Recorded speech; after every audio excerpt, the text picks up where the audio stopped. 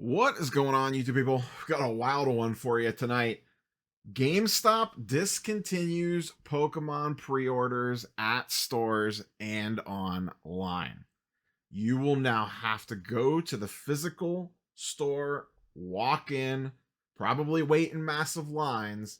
That will be the only way to get Pokemon product from GameStop going forward. This was posted over on Poke Beach.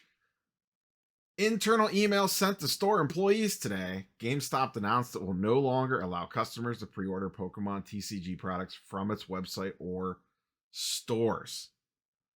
Moving forward, all Pokemon TCG products will be shipped directly to the stores to encourage more foot traffic.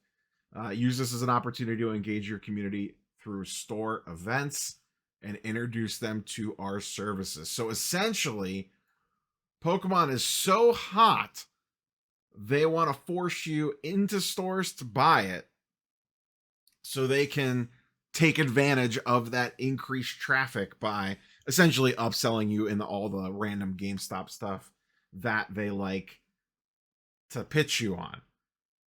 Now, there is some additional commentary here that some GameStop managers say that no other TCGs are affected by this. And they believe it's because GameStop can't get enough product.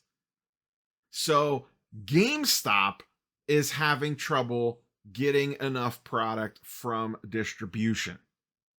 If GameStop can't get enough product from distro, what makes you think your local LGS is going to get enough from distribution? That's how crazy the market is right now. And since they can't get enough from distro, what they can get, they want going to the stores so the stores can capitalize on those people walking in the door. That is insane. They also go on to say, now, once again, this is allegedly from, sources. They're charging above MSRP now because he believes, or they believe, that they're buying stock from other sources beyond Pokemon itself. The market is so crazy that they're implying that GameStop is buying on the secondary market to then flip it in store for increased prices. And they give some examples of Obsidian ETBs at $82, Crown Zenith ETBs at $105, 151 bundles at $40. Those prices seem a little off. 151 bundles at $40 is actually pretty cheap. I mean, on secondary market, it's not. On primary market, they're like 25. Obsidian ETBs, that price sounds relatively correct. I didn't realize Crown Zenith ETBs were that high. That number seems a little off to me. But those are official in-store prices. So now, on what appears to be older product, they're not even, the retail locations aren't even charging MSRP anymore. At least on older product, they're charging market price on it. Now, we'll see what happens with, if they take this stuff offline and no more pre-orders in store.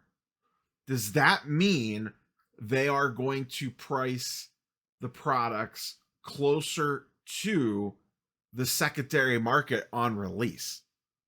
What if, Journey Together, they already pre-ordered. So the upcoming, and I'm blanking on the name right now, the new Team Rocket set that's coming out, that's not actually Destin's Rivals or whatever it's called. Destin's Rivals, they're not going to do online pre-orders for, it sounds like, allegedly, according to this. What if when you walked into the store to buy your Destin's Rival booster box, they were $200 a pop instead of $160? Now, I don't know that they're going to do that, but they are pricing closer to market on older product. So what makes you think they're not going to do that on new releases as well? Especially if they're getting it from a secondary source. Who knows? Wild times in the Pokemon space. Once again, to me, the biggest takeaway here is that GameStop, who probably spends God knows how much money at distro, is getting cut. That, to me, is the craziest part out of all this. The other thing is, this, depending on your individual store, is probably has the potential to be an absolute mess. I look forward to the future Reddit posts, Instagram reels, TikToks, etc. on chaos at GameStops. Some stores will have decent management and figure out systems to roll this out smoothly and not cause a bunch of problems. Bad stores, this is going to be a mess. It has the potential to be a mess, I should say. Look at how long the lines were for Prismatic Evolution releases. People lining up 4 hours early at these little GameStops that can only hold like 4 people inside of them anyway. And now you're putting all Pokemon product shipping to store coming out on release day. And it sounds like they're even having trouble getting stock, and they're limiting it per customer on what they can buy. The Pokemon Company has got to figure something out in regards to printing. And I don't know what it is. I don't know what it is. They have an absolute mess right now in regards to the number of sets that they need to get product out the door. They have some monster sets coming out in the future that they're going to need to ramp the print runs up on. It sounds like, I was actually going to do a video on this, but then this popped up. It sounds like Journey Together allocation sucks. So clearly they didn't have enough time to up the printer on that. So what does that mean? Is Destin's Rivals going to have enough time for them to spool up the printers and print extra? I would hope so. I would hope they would have enough lead time to figure that one out.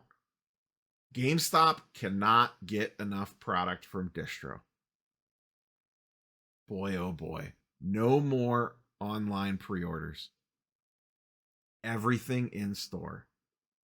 And charging close to market price on at least older products for now. For now. Curious for your thoughts and comments down below on this one.